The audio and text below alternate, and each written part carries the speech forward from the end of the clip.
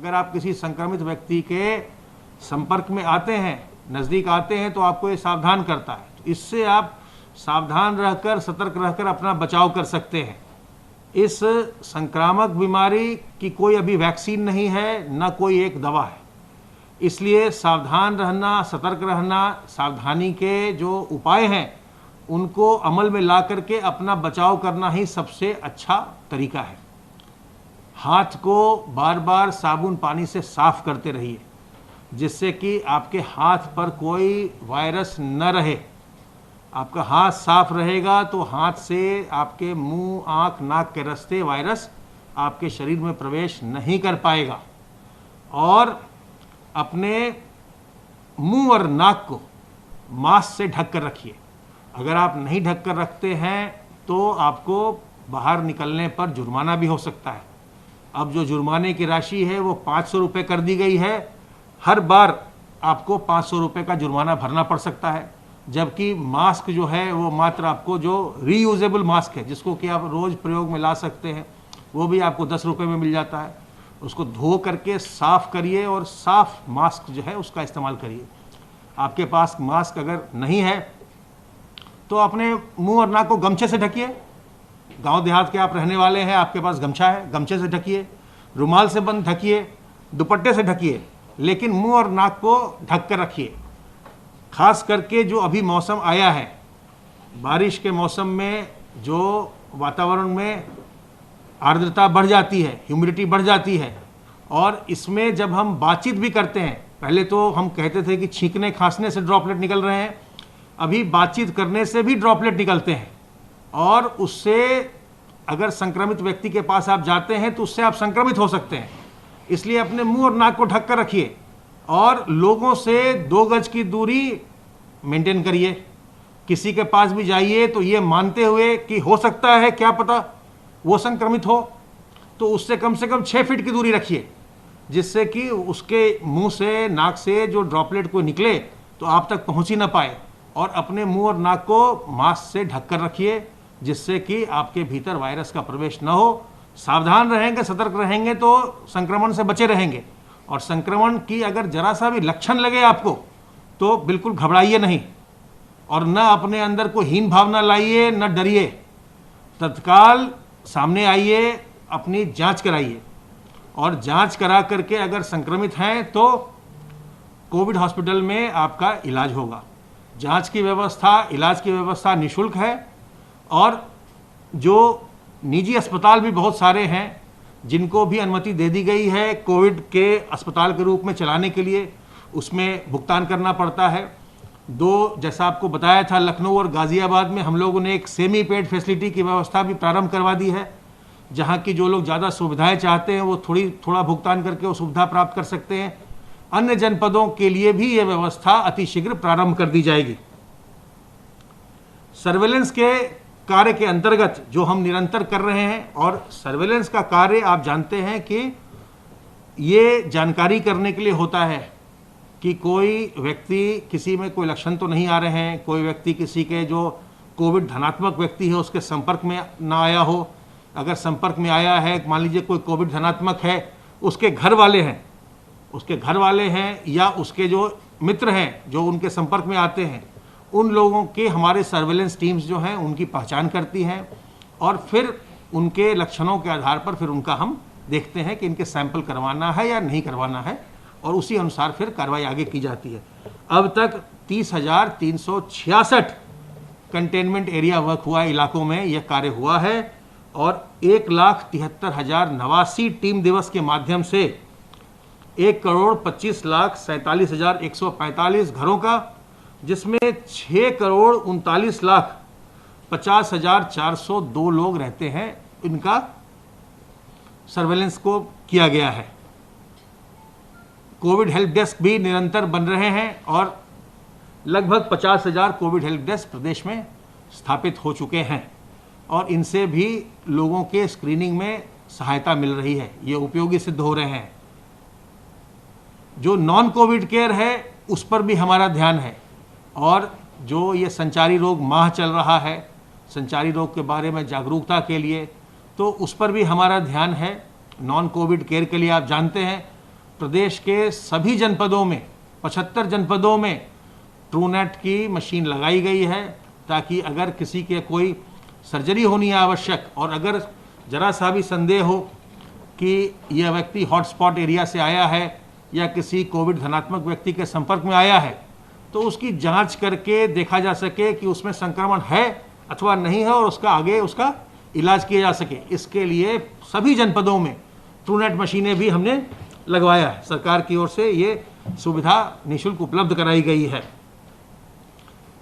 Antigen test जो हम प्रारंभ में हमने 5 जिलों में प्रारंभ किया था, फिर मेरठ जनपद के 6 जिलों में हुआ 11, फिर उसके बाद 2-3 जनपदों में और उसको ऐड किया गया था, झांसी में, बलिया में।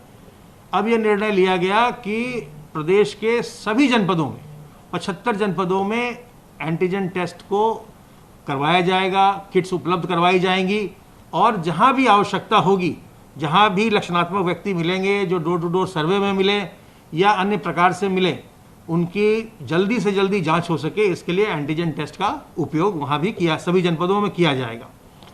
आज प्रातः माननीय मुख्यमंत्री जी के द्वारा बैठक ली गई थी, जो टीम 11 की बैठक माननीय मुख्यमंत्री जी रोज लेते हैं, वो बैठक हुई। उस बैठक में उन्होंने इस बात पर संतोष व्यक्त किया कि कई सेंटरों में जो कोविड के अस्पताल हैं, कई सेंटरों में बहुत ही छोटे बच्चों, 1 माह का बच्चा, उससे भी कम उम्र का बच्चा, 3 माह के बच्चे, ये पूर्णतः स्वस्थ होकर संक्रमित होने के बाद अपने घर गए हैं। और वहीं दूसरी ओर बहुत ज़्यादा उम्र के लोग भी, जो 75 साल 80 साल के से अधिक उम्र के लोग, कई लोग जो असाध्य बीमारियों से जूझ रहे थे, वो जिनकी तबीयत बहुत खराब हो गई थी, वो उन सबको उपचार करके ठीक किया जा सका, वो स्वस्थ होकर अपने घर गए। इस पर उन्होंने जो चिकित्सकीय दल है उन सबों को उन्होंने साधुवाद दिया है। उन्होंने ये भी कहा कि रोग मुक्त हुए समस्त लोगों की केस हिस्ट्री का अध्ययन करते हुए चिकित्सक और शोध करें, जिससे कि उपचार की कारगर विधि विकसित करने में मदद मिलेगी, और जो कुछ लोगों की जो इससे मृत्यु हो जाती है उसको भी और कम करने में उससे बहुत ही सहायता मिलेगी। माननीय मुख्यमंत्री जी ने रैपिड एंटीजन टेस्ट की संख्या में वृद्धि करने के निर्देश दिए हैं, और उस क्रम में सभी जनपदों में रैपिड एंटीजन टेस्ट की किट उपलब्ध कराई जा रही है।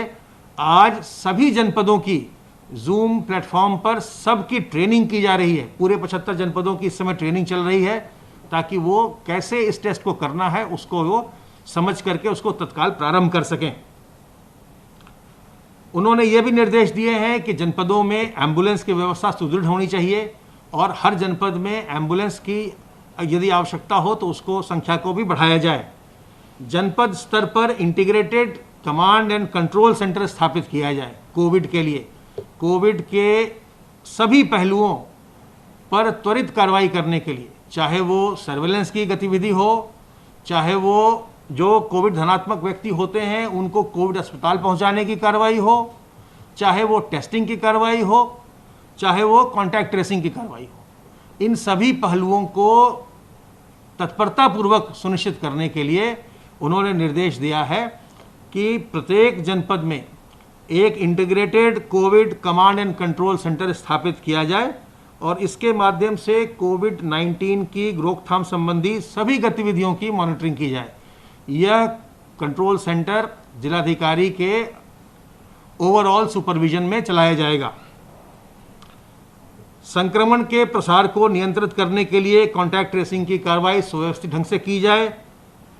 माननीय मुख्यमंत्री जी ने यह भी निर्देश दिया कि जो आज और कल जो 2 दिवस का जो एक जो हमारा प्रदेश में मार्केट्स बंद किया जाता है, जो एक जागरूकता फैलाने के लिए जो एक कुछ प्रतिबंध लगाए जाते हैं, जिससे लोगों के मस्तिष्क में कोविड-19 के प्रति सावधान सतर्क रहने के लिए जागरूकता उत्पन्न हो, और साथ ही साथ जो इस मौसम में संचारी रोग आते हैं, जो वेक्टर बोर्न डिजीज़ हैं, जैसे डेंगू है, चिकनगुनिया है, मलेरिया है, और जो है कालाजार है, जापानीज एंसेफेलाइटिस है, एक्यूट एंसेफेलाइटिस सिंड्रोम है, जो इस तरह की चीज़ें हैं जो विषाणु जनित हैं अथवा जल जनित हैं, जो दूषित जल पीने से भी ये बीमारियां होती हैं, एईएस होता है। तो इन सब के प्रति लोगों में जागरूकता आए, पानी हम साफ पानी का इस्तेमाल करें, साफ पानी पिए, क्लोरीन के टैबलेट्स डलवाए जाएं, जहां जल के स्रोत हों वहां पेयजल के स्रोत में क्लोरीन के टैबलेट्स डलवाए जाएं। और अच्छा होगा कि लोग बाग अगर जल का सेवन इस समय कर रहे हैं, अगर उनको जरा सा भी मन में संदेह हो कि जल में कोई प्रदूषण हो सकता है, तो उसको उबाल करके छान कर पिएं, तो उससे फिर किसी प्रकार की बीमारी नहीं होगी। जो जल जनित बीमारियां होती हैं उससे बच्चों को डायरिया और दस्त भी होता है, और साथ में एईएस टाइप की बीमारियां भी हो सकती हैं, वो भी नहीं होंगी अगर हम जल को उबाल करके छान करके उसका इस्तेमाल करते हैं। तो ये 2 दिवसीय विशेष अभियान के दौरान स्वच्छता एवं सैनिटाइजेशन के संबंध में व्यापक और प्रभावी कार्रवाई करने का उन्होंने निर्देश दिया है। उन्होंने अभियान के दौरान सैनिटाइजेशन सहित एंटी लार्वा रसायनों के छिड़काव और फॉगिंग के कार्य को व्यापक रूप से 2 दिवस तक चलाने का निर्देश भी सभी जनपदों को दिया है। ग्राम्य विकास, पंचायती राज, नगर विकास, स्वास्थ्य और चिकित्सा शिक्षा विभाग आपसी समन्वय से काम करें, जिससे कोविड-19 और अन्य वेक्टर जनित रोगों को नियंत्रित करने में सफलता मिलेगी। और साथ ही साथ कोविड-19 से बचाव के लिए लोगों को सतत रूप से जागरूक किया जाए, उनके भीतर ये चेतना जागृत की जाए कि हमें अपना सावधान रहकर, सतर्क रहकर हमारा अपना बचाव करना है। और मास्क हर आदमी जरूर लगाए, जब भी वो पब्लिक में जाए, सार्वजनिक स्थल पर जाए, बाहर निकले तो मास्क जरूर लगाए। और साथ ही साथ यह आवश्यक है कि हम अपने घर के भीतर भी, घर के बाहर तो हमको सावधान रहना है, मास्क लगाना है, अपने आप को बचाना है, दूसरों को बचाना है, और घर के भीतर भी हमें अपने बुजुर्गों को, छोटे बच्चों को, गर्भवती महिलाओं को, और जो लोग पहले से बीमार या कमज़ोर हैं, चाहे उनको डायबिटीज़ हो, ब्लड प्रेशर हो, हार्ट की बीमारी हो, लिवर की बीमारी हो, किडनी की बीमारी हो, ऐसे लोगों से हमें घर के भीतर भी दूरी बरतनी है, 2 गज की दूरी बरतनी है। उनको हम संक्रमित बिल्कुल ना होने दें, और ऐसे लोग अपना विशेष ध्यान रखें कि वो संक्रमित ना होने पाएँ, क्योंकि जब ये लोग, ये जो वल्नरेबल ग्रुप है, हाई रिस्क ग्रुप है, जब ये संक्रमित होता है तो इसमें जटिलताएं भी होती हैं। तो हम सब का ये दायित्व है कि अपने हम घर के भीतर भी और घर के बाहर भी इन लोगों से हम दूरी बरतें, हम ध्यान रखें कि इनसे इनको किसी प्रकार का संक्रमण न होने पाए। सावधान रहिए, सतर्क रहिए, बचाव के तरीकों का इस्तेमाल करके संक्रमण को नियंत्रित करिए, स्वयं भी बचिए, दूसरों को भी संक्रमण से बचाइए। बहुत बहुत धन्यवाद। बहुत बढ़िया।